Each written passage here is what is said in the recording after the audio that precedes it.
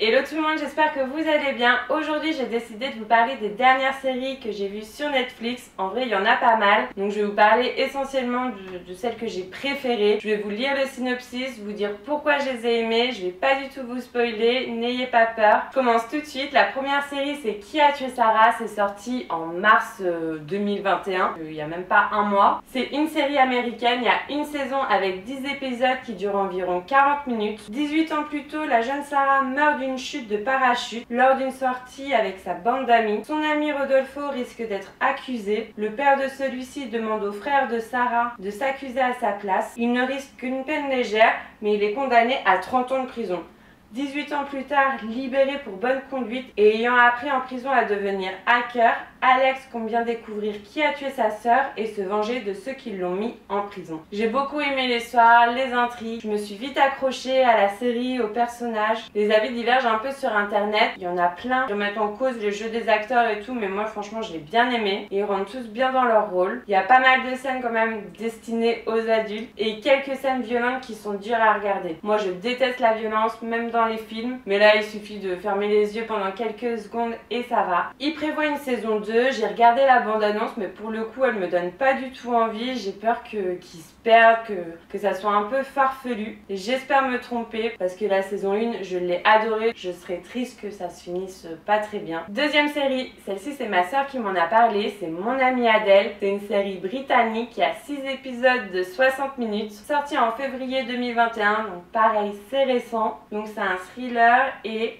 Louise est une jeune femme divorcée et mère d'un petit garçon, Adam. Un soir, une amie lui fait faux bond à un bar. Elle rencontre un homme séduisant. À la sortie du bar, ils s'embrassent, mais l'homme s'excuse avant de partir précipitamment. Le lendemain, à son travail, dans un cabinet de psychiatre, Louise découvre le nouveau psychiatre et sa femme, le docteur David Ferguson, est en fait l'inconnu de la veille. Lorsque Louise le voit seul, elle lui dit que rien ne s'est passé. Peu de temps après, elle croise sa femme, Adèle, dans la rue. Elles sympathisent et deviennent peu à peu amies, mais le couple semble partager un sombre secret. Donc dans un premier temps, tout paraît normal et au fur et à mesure, on va découvrir les petits secrets que le couple cache. Il y a pas mal de rebondissements, les acteurs jouent bien. Je crois que tout le monde est plus ou moins surpris de la fin, de la tournure que ça prend. Moi, je m'y attendais pas du tout, je m'attendais à un truc plus terre à terre. Et d'ailleurs, les avis pareil divergent à ce sujet sur internet. Je sais pas s'ils prévoient une deuxième saison, mais je serais peut-être intéressée.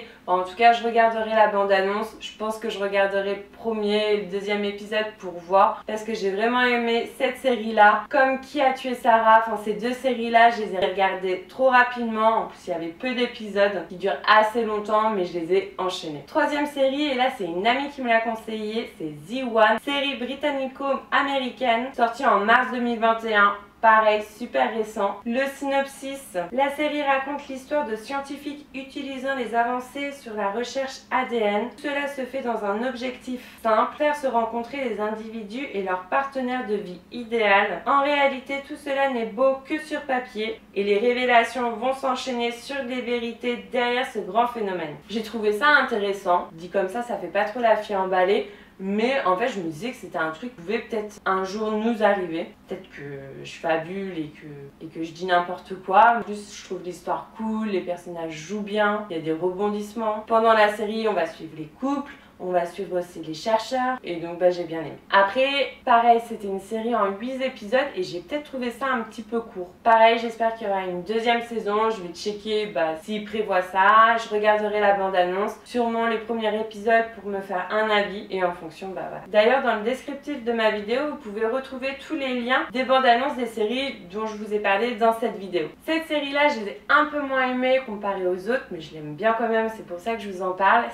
C'est toujours là pour toi. Sortie en février 2021, c'est une série américaine. Le synopsis, c'est l'histoire d'une célèbre animatrice et de sa meilleure amie depuis 14 ans. Cette dernière est en procédure de divorce. Elle essaie tant bien que mal de concilier sa relation avec sa fille adolescente et sa recherche d'emploi. La série suit leur vie depuis leur adolescence dans les années 1970 et leur début dans le monde du travail en tant que jeune aspirante journaliste dans les années 1980 jusqu'au début des années 2000. L'actrice qui joue la célèbre animatrice, celle qui joue dans Grey's Anatomy, Catherine Hale. Je sais pas si je le prononce bien, mais je l'aime bien. Dans cette série-là, ils utilisent pas mal le flashback. Je trouve ça pas mal, ça dynamise un peu la série. Donc on va découvrir une amitié sur 3 décennies. Je trouve ça chouette. On s'attache aux 2 femmes. En regardant les avis sur internet, il y en a pas mal qui sont revenus en disant que en fait ça leur faisait penser, réfléchir aux amis qu'ils ont et de longue date et tous les moments qu'ils ont pu vivre ensemble. C'est vrai que ça m'a fait la même chose, donc ça apporte une petite touche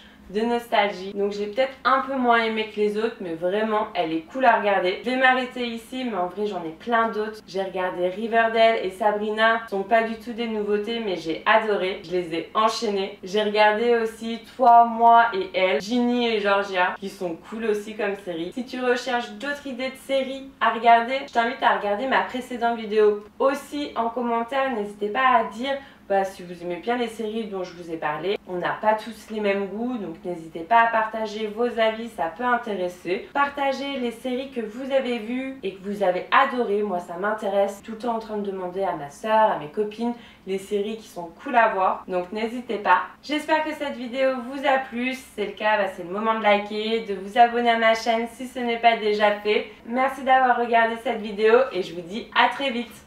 Bye bye.